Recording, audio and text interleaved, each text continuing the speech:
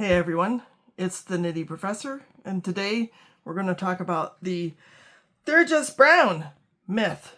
So, a lot of you know that Truman, whom I have patronized a fair amount over the years, kind of moved to this model of more, shall we say, widely appreciated colors and away from some of the more rainbowy options that I just totally went for a few years back. I have the aqua, I have purple, I have the green chiha, I have the cherry shrunken bison. I love all those colors. Kind of miss them. But that being said, I was going through my boot collection. I was thinking to myself, there's more than just one brown, and it's a pretty interesting color when you think about it.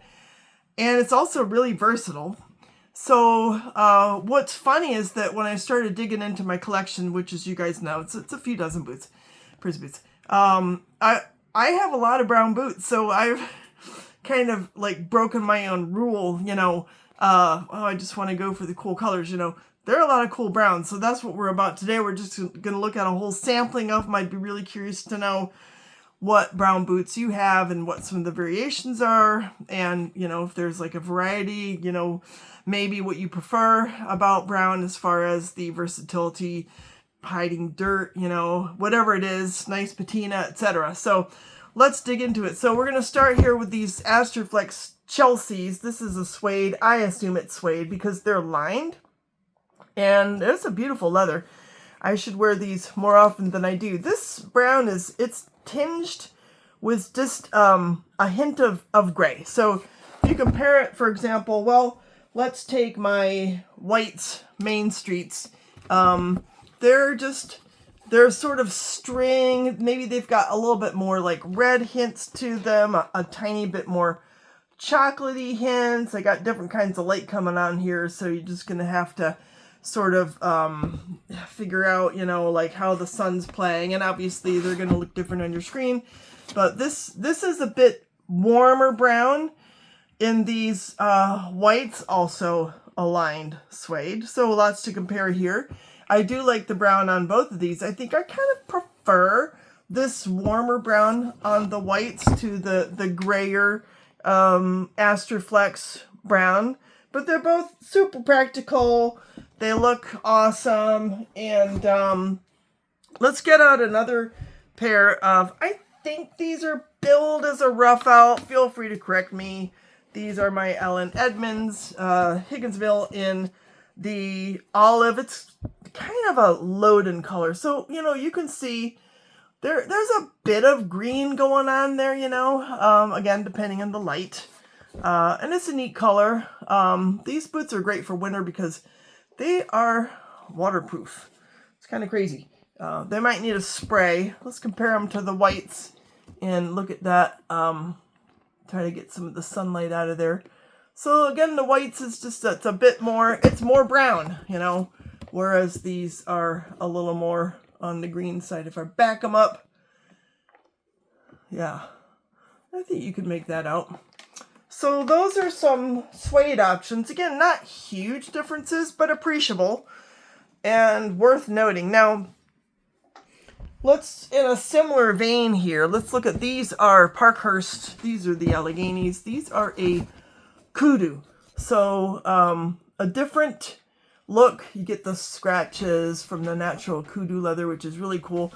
And these have just the slightest bit of red in them, kind of, again, maybe sort of comparable here to the whites. There we go. But yeah, you can see in this view, and kind of get some of that light out of there, how there's just a hair of red color to these Parkhurst boots, and it definitely makes a difference. But it's it's subtle, and the grain on these is more visible, so that adds some interest too, compared to the whites, which are just pretty much just a really nice suede. So again, not like a huge variation, but still appreciable. and worth noting. Now, staying with a kind of a rough out theme, here is a pair of boots that I have. These are from Wolverine.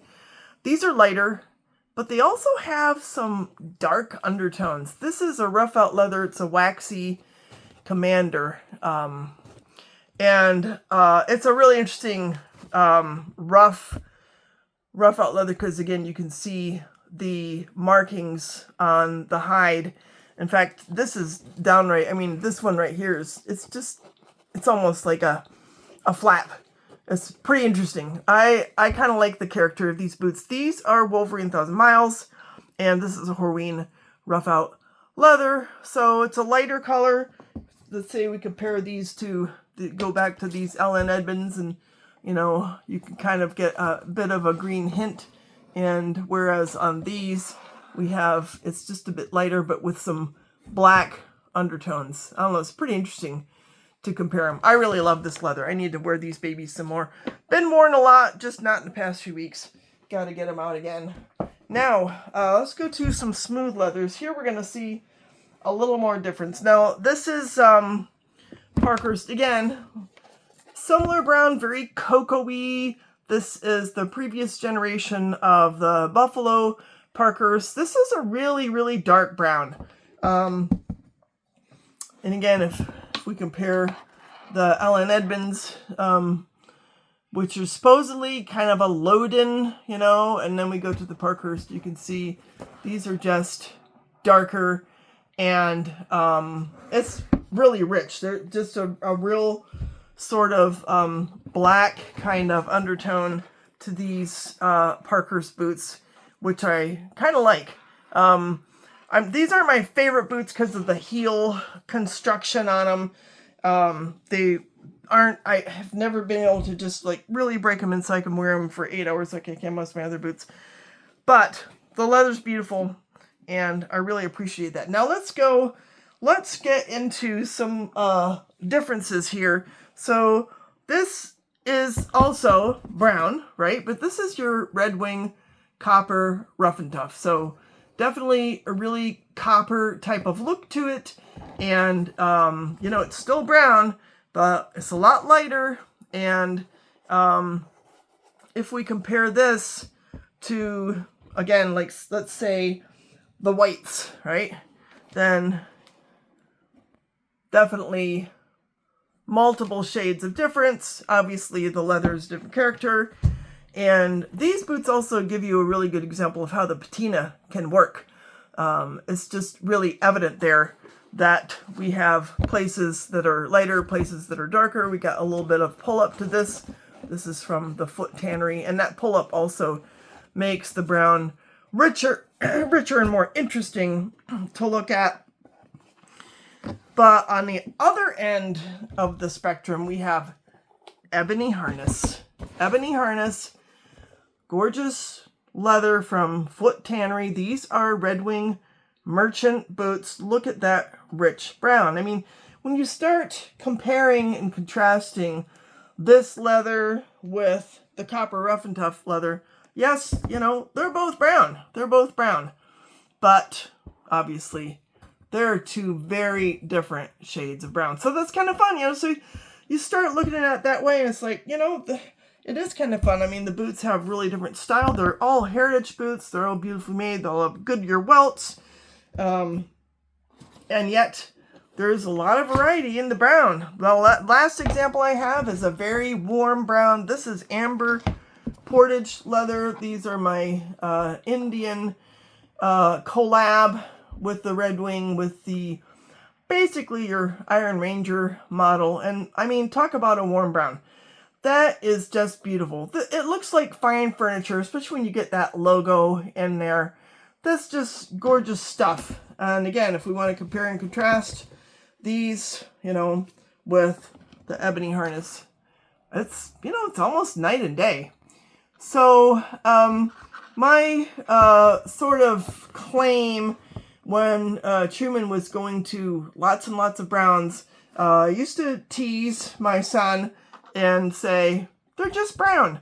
And one time, a couple months later, he went to their website and he's like, yeah, you're kind of right, Mom. But in a way, I'm wrong, because there are lots and lots of variations on the theme of brown, which is nice, because when you're talking about a color that is so practical and so versatile and can look this beautiful, we're really not missing out when we buy brown boots.